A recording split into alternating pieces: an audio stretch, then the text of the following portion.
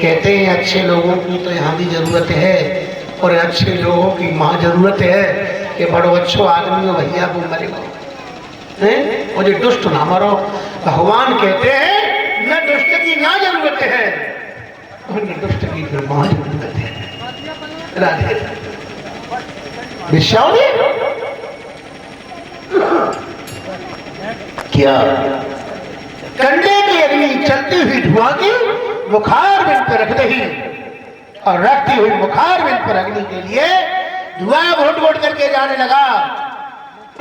मेरे भक्तों भाई माताओं धुंध काली का प्राण घोट घोट करके समाओ। श्री सूत जी महाराज कहते हैं सौनकार कृषियों समझ लेना मानव देह जीव को कभी 100 कर्मों से प्राप्त होती है फिर भी इन कर्मों से खोता है तो मानव देह पाने का कोई फायदा ही नहीं। क्या कहा चलते हैं तीसरी कथा के माध्यम से। कहां चलते हैं धुंधकारी को पता न क्या सॉरी गौकड़ के लिए कि मेरा भाई विश्याओं के घर में मारा गया। भैया ध्यान देंगे विश्याओं के घर में मेरा भाई मारा गया। बाल अवस्था रंग में रंगे पुरुष रंग और वो पंथी का ना परे तो कोटन कर सत्संग। उधर नहीं है इधर ध्यान दीजिए। देश में जाई बातों घाटो आओ कि 2 आदमी मछली मार रहे 100 ताल की पार पे खड़े 5 जुआ खेल रहे 20 वैसी खड़े एक बीमार पड़ो हॉस्पिटल में 20 रिश्तेदार वैसी बीमार पड़े।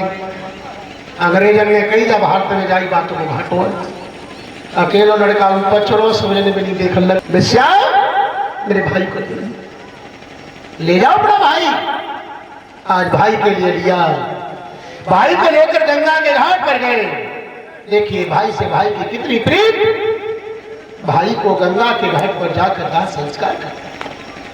भक्तों दुनिया में भाई सी चीज मिलती नहीं है पर आज तो भाई से भाई बैरी बन बैठा है। झगड़ा भाई भाइयों का ही मिलेगा कुटुंब परिवार का ही मिलेगा। केवल भाई तो धर्म के समान होता है भाई तो दोष की मां होता है और पड़ोसी भी एक हमारा जठोता भाई होता है।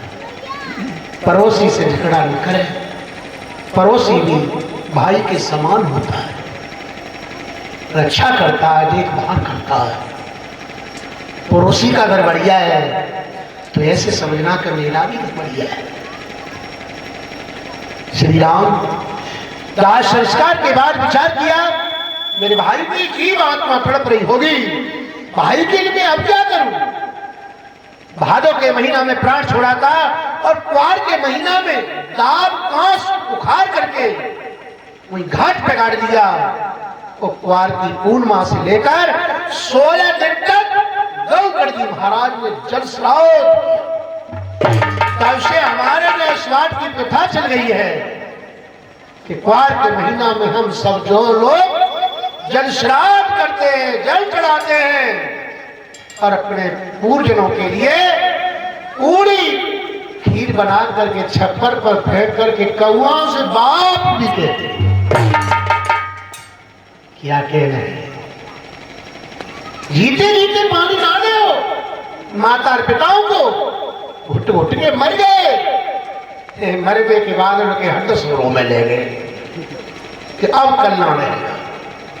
जिंदे बाप के डंग में डंगा और मरे बाप पहुंचाए गए गंगा। जीते रहे तब तक घर में डंगम डंगा मस्ती रही। पानी नहीं दो समय ते भोजन नहीं दो क्या पहले बात न पूछे मरे दंग ले लिया जिंदे पहले हाँ जिंदे पहले बात न पूछे मरे दंग ले लिया।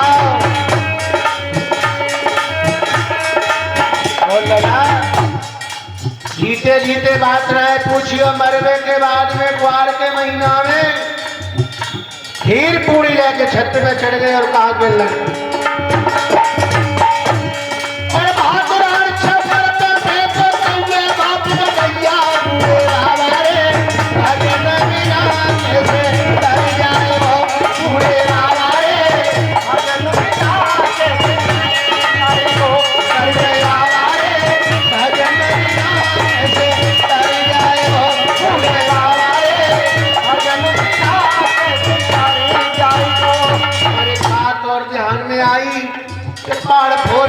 आपके यहाँ पिंड पुल से भरे जाते हैं जानते हो? मरवे के बाद में वे आटे के लड़ुआ से बना के छाती पर रख देते हैं, पिंड बनते हैं। ये कोई तो निकाल के रास्ते में फेंक देता है, कहूँ कहाँ की ये चला है। और कहीं बागू आटे को मरगट में जला देता। पिंड कहते हैं अथातोर सत्यम कसम पूर्ते चित्तम जीवो तो पिंडम। पिंड कहते हैं शांति के लिए। और व्यासी शास्त्री के लिए अलग से पुरस्कार दान दिया है। भगवान सुख शांति बना जीवन मंगल में हो, मनोकामना भरपूर शुरुआत में वही जाए। अच्छा पिंड कहते हैं अथातो जीवनम सुंदरम कमलस्यम। इस श्लोक में आया है इसके सुंदर कर्म है, इसके बढ़िया कर्म है, पुण्य से जुड़ा हुआ है, भजन से जुड़ा हुआ है, धर्म से जुड़ा हुआ है, देश से जुड़ा हुआ है, गांव से जुड़ा हुआ है। महापिंडों की फिर कोई जरूरत ही नहीं। एक भाई जी सवेरे कह रहे थे कि ये गांव तो बहुत बुरा है। मैं काम कर रहा था अपना, मैं भूलता नहीं हूं। भाइयों, जिस गांव में रहे वह गांव की बुराई करे, या देश में रहे या देश की बुराई करे। नहीं, गांव में सब लोग बुरे होते कब हैं? एक आध दो होते हैं, सब नहीं होते हैं।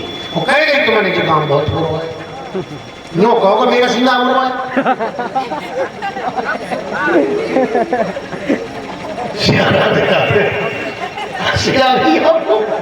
तो गांव का नाम क्यों लिया? गांव में तो पतिव्रता भी रह रही है, देवी देवता भी रह रहे, मंदिर भी बने, संत भी रह रहे। कह दिया कि गांव बहुत बुरा। तो चले गए गाय के पिंडदान करने के बाद विचार किया मेरे भाई की जीव आत्मा को शांति नहीं मिली है, मैं भाई के नाम की कथा करवाऊं।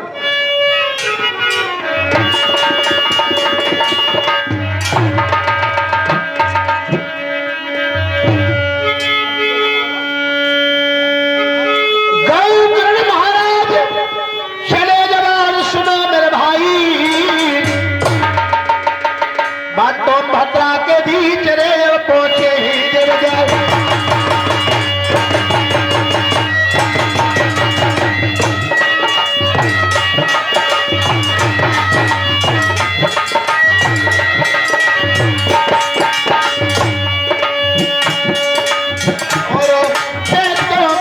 भद्रा तेरे भाई और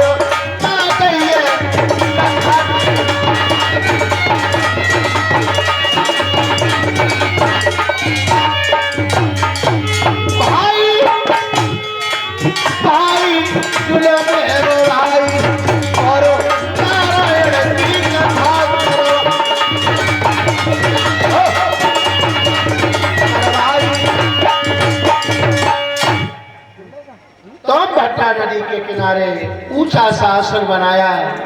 आसन बना करके नारायण भगवान की पोती को रख दिया, सर पे रख कर गांव में बुलौआ दिलवा दिया।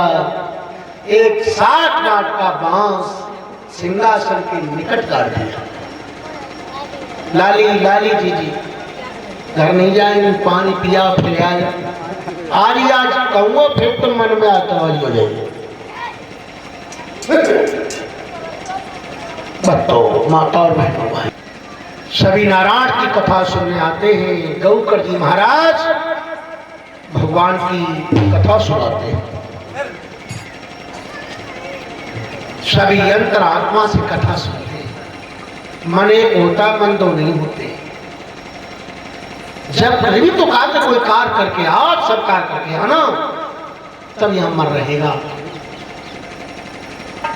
नई बात के बुढ़िया गई कथा सुनने, और बुढ़िया कबू बैठे कबू उठे, कबू बैठे कबू उठे। अम्मा का आवाज है। ये गांव बादामपुर का किस्सा है, प्रेमचंद साहब की गांव। बोले लला क्या करूं, जल्दी जल्दी अपनी झुपड़िया में तारो लगाओ। सुबेटा करूँ तो जे मन में आता कि तारो खुलो रहेगा, तब उठी बैठती हूँ। करूँ जी लगता कि तारो लगो से बैठ जाती हूँ। तो मैंने अम्मा राम कली देख लो तारो पटो। तारा देखा, आज मम्मा मौजूद है, सतवा भी खुला ही मिला। तो मतलब मन तो एक है, मन एक ही जगह तो काम करेगा, मन दो जगह कार्य नहीं करता है। शिव कहते हैं भवानी नारायण की कथा सुनी। यहाँ पर ये लोटा जो रखा जाता है, सागर रखा जाता है, इसमें 33 करोड़ देवताओं को आमंत्रण दिया जाता है, भूत प्रेतों को ले दिया जाता है। एक अलगते इसीलिए यहाँ कलश रखा जाता है, ऊंचे पर रखा जाता है। धुंधकाली भूत, वैसे 3 काल है, भूत पर भूत कोई होता नहीं है कि हम तक बताए वो भगत जी को लगी निभा के, ये कुछ नहीं है। ये सब कृषि नाम की बीमारी है। और ऐसा क्रोध जो होता है, जो कहीं एकाध माता भाई पे आता है, और तुमने आज देखा होगा ज्यादा से ज्यादा माता ही सिर खेलती मिली तुम्हें, इन्हीं पे आवत जो आदमी का चुनाव है, इन्हीं पे देवी आते हैं, हम पे चुनाव देवी। तो ये कृषि नाम की बीमारी है। राधे राधे। कभी ना तो हम यही को पूज में चल रहे, मियाँ क्या होता है, कुछ नहीं होता है। हिंदू धर्म की तो पत्थर ही बहुत खराब है। क्या होता है जो का बास है, पहले दिन की कथा सुनकर पहली गांठ में, दूसरे दिन की कथा सुनकर दूसरी गांठ में, तीसरे दिन की कथा सुनकर तीसरी गांठ में, चौथे दिन की चौथी गांठ में। मेरे वक्त तो 5 दिन की कथा सुनकर 5वीं गांठ में आ गया, 6वें दिन की कथा सुनकर 6वीं गांठ में आ गया, 7 दिन की कथा को सुनकर 7वीं गांठ को तोड़कर धुंधकाली का मोक्ष हो गया, मोक्ष हो गया, मोक्ष। समझ नहीं पाए तुम अभी तक असली बात क्या है। ये 7 गांठ का बांस तो हमारे ऋषि मुनियों की धरोहर है, जो हम गाड़ देते हैं। 7 गांठ का बांस ये हमारा शरीर है। पहली गांठ मरुओं में लगी है, दूसरी गांठ घुटुओं में लगी है, तीसरी गांठ कमर में लगी है, चौथी गांठ हृदय में लगी है, 5वीं गांठ कंठ में लगी है, 6वीं गांठ भक्ति में लगी है, 7वीं गांठ में जो ब्रह्म तालु होता है, ब्रह्म तालु को तोड़कर जीत जाता है, तब तो उसका मोक्ष होता है। ये 7 गांठ का बांस ये शरीर है, इसका ध्यान रखना। ये कहीं टेढ़ा मेढ़ा न हो जाए, ये किसी दिन बीच में से न चटक जाए। आप जानते हो नौजवान आदमी मर जाए तो हम कितना रोते हैं, कितना दुख होता है। और जब बेल पे फल पक जाए तो डॉक्टर अपने आप छोड़ देता है। गुजरे है कि समाप्त रह जाए तो रोवे ना है। कुछ जवान जब मर गया तो बेल कहते कच्चों पर तोड़ हो जाए तो वो डांटरो छोड़े तो ना बेल से खिंचा चला जाता है। इसीलिए भक्तमाई माता ये कहीं बीच में बेल से खिंचौन चला, इसका जीवन में ध्यान रखना है, ध्यान रखना है। सूत जी कहते हैं मुनीश्वरों, ग्रामवासियों को अतरज हो गया, लो भला इनका उद्धार हो गया, हमारा उद्धार नहीं हुआ। हमने कथा सुनी, उन्होंने कहा तुमने मन लगा के कथा नहीं सुनी, मन इधर से उधर घूमता था। 9 दिन की कथा फिर कराई। सोमभद्रा नदी के किनारे पर 777 शिला आज भी पड़ी हुई है। यहाँ ऋषि और मुनि संतगण उनका कीर्तन गाते रहते हैं। मेरे श्रोता भाई माता बहनों, 9 दिन की कथा को सुनकर सभी प्रवासी सोमभद्रा नदी के किनारे वाले धन्य हो गए, धन्य हो गए, धन्य हो गए। हम ऐसे बने, हम राम के चित्रों की पूजा करते रहते हैं, हम राम के कवि चरित्रों की पूजा नहीं करते हैं। हम राम के फोटों की पूजा करते रहते हैं, हम कभी राम के चरित्रों की पूजा नहीं करते हैं कि उनके चरित्र कैसे थे, उनके कर्तव्य कैसे थे, भाई भाई का प्यार कैसा था, पति पत्नी का प्यार कैसा था, प्रजा से प्रेम कैसा किया, ऐसा नहीं सोच पाते हैं। उनकी मूर्ति रख करके हम उसको पूछते हैं। मेरे श्रोताओं, भाइयों और मेरी माता और बहनों, मैं ये नहीं जानता हूं कि 5 आदमी हैं और 50 आदमी। कभी मैं 5000 में बोलता हूं और कभी 5 आदमियों में बोलता हूं। गंगा के घाट पर 5 आदमी रहते हैं मात्र। एक पति परीक्षित कल से भी रखा होता है, बुद्धा के जराने वाले आ रहे जा रहे हैं। अब बताओ 5 घंटा कथा कैसे कहोगे? केवल वो ध्यान मगन होकर कभी रेती देख ली, कभी वृक्ष देख लिए, कभी पटेरा देख लिया, कभी मुद्दा देख लिया, 5 घंटा कथा ऐसे कह, इसकी आवाज बड़ी बड़ी दूर जाती है, लोग घर भी सुनते हैं। इसीलिए आचार्य का धर्म यही है कि धर्म से कर्म से जुड़ करके कथा को समझाए, समाज के सुधार की बात करें, समाज पे असर डाले। ये आचारों का ये पहले धर्म था। भाइयों, माता और बहनों, ऐसा जानकर इस सबका उद्धार किया। ये मैंने आपके लिए भगवान की तीसरी कथा सुनाई है। तीसरी कथा सुनने वालों की मनोकामनाएं परिपूर्ण हो, धन धाम से भरपूर रहे, सदा सत्यों की सेवा में मन लगा रहे, परिवार में उन्नति हो, ऐसा श्री नारायण भगवान की तरफ से आप सबके लिए आशीर्वाद प्रदान। आज का श्रीमद् भागवत का पाठ हम यहीं पर प्राप्त करेंगे। हमारे पास गाना बजाना बहुत कम है, हमारे पास केवल समझाना बहुत ज्यादा है, वो भी हर धर्म पर, हर कर्म पर, बेटी से बेटा तक, बुजुर्ग तक लेकर के समझाना। गाता भी वैसी बात नहीं,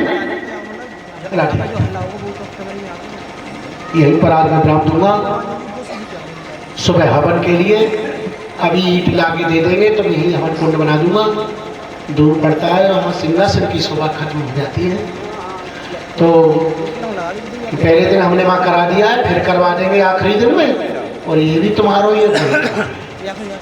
माताओं से निवेदन है, जल्दी उठेंगी, जल्दी सोएंगी, सवेरे सब्जी पहले बना लेंगी, रोटी उसी समय बनाएंगी। हवन में आए, जो कार्य है वो करे पहले, उसके बाद में भोजन बनाने के बाद हम आचार्य मंडल को 10:30-10 बजे भोजन मिलना चाहिए, ठीक है ना। इसमें हम भी आराम से कह करके आपको भरपूर कथा सुनना चाहिए। इसी बीच में एक छोटा सा हरि कीर्तन, उसके बाद राम, उसके बाद आरती। शाम को बेटी जरूर घी का दीपक लाएंगे, केवल माटी का, वो घी आटे का नहीं, माटी वाला। और आटे का ले आएंगे तो कितना बढ़िया करते हैं।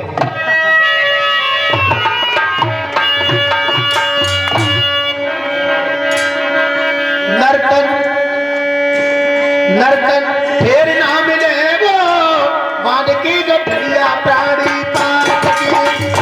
नर्तन फिर ना मिले वो, मान के गठरिया प्राणी पाप की। ओ नर्तन फिर ना मिले वो, मान के गठरिया प्राणी पाप की। हाँ, नर्तन फिर ना मिले वो, मान के गठरिया प्राणी पाप की। बहुत सुंदर।